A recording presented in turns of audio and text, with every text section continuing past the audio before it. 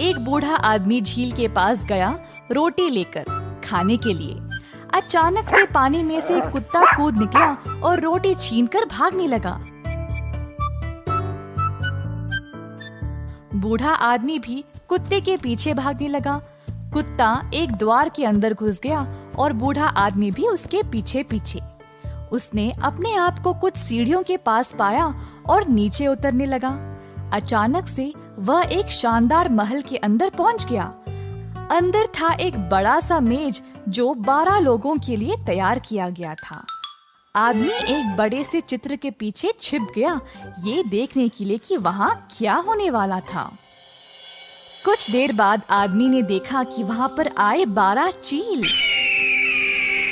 ये देखकर वह डर गया। सारे चील उड़कर फव्वारे में भीग गए और अचानक से सब 12 सुंदर आदमियों में बदल गए। सब लोग मेज पर आकर बैठ गए और हर एक ने मदिरा का प्याला लिया और कहा, मेरे पिता जिए हजारों साल, मेरी माँ जिए हजारों साल। इसी तरह हर एक ने किसी का नाम लिया।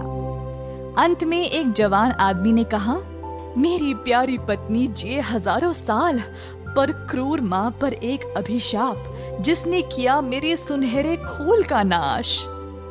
ऐसा कहकर वह रोने लगा। थोड़ी देर बाद सब आदमी उठे और वापस फव्वारे के पास गए। फिर से चील के रूप में बदलकर वहां से उड़ चले। बूढ़ा आदमी भी वहां से चला गया। जल्द उसको पता चला कि राजकुमारी की सेहत ठीक नहीं थी। उसको पता था कि राजकुमारी को कहानियां सुनना अच्छा लगता था, तो वह उससे मिलने गया। बूढ़ा आदमी राजकुमारी को उन 12 चील की कहानी सुनाने लगा। ये सुनकर राजकुमारी ने तुरंत बूढ़े से पूछा कि क्या वो उसको उस महल तक ले जा सकता है। क्यों नहीं राजकुमारी, आइए मेरे साथ।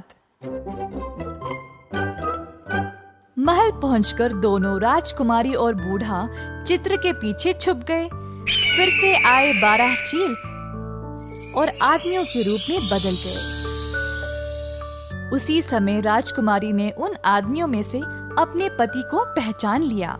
आदमी बैठ गए मेज पर और राजकुमार ने फिर से अपना प्याला लिया और कहा, मेरी प्यारी पत्नी जिए हजारों साल, पर क्रूर माँ पर एक अभिशाप जिसने किया मेरे सुनहरे खोल का नाश।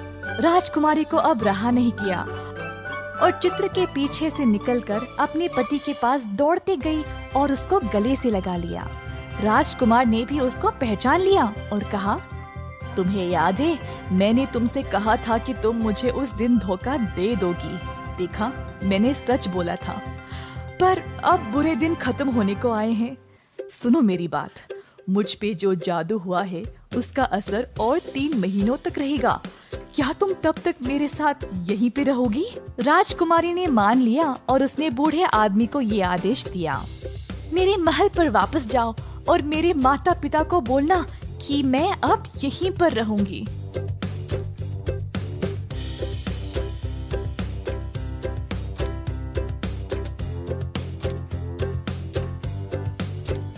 बूढ़े आदमी की बात सुनने के बाद महाराजा और महारानी गुस्से में आ गए। पर 3 महीने समाप्त होने के बाद राजकुमार अब चील नहीं रहा और वापस पूर्ण रूप से मनुष्य बन गया। दोनों घर वापस लौट गए और एक दूसरे के साथ बिना कोई परेशानी के खुशी से रहने लगे।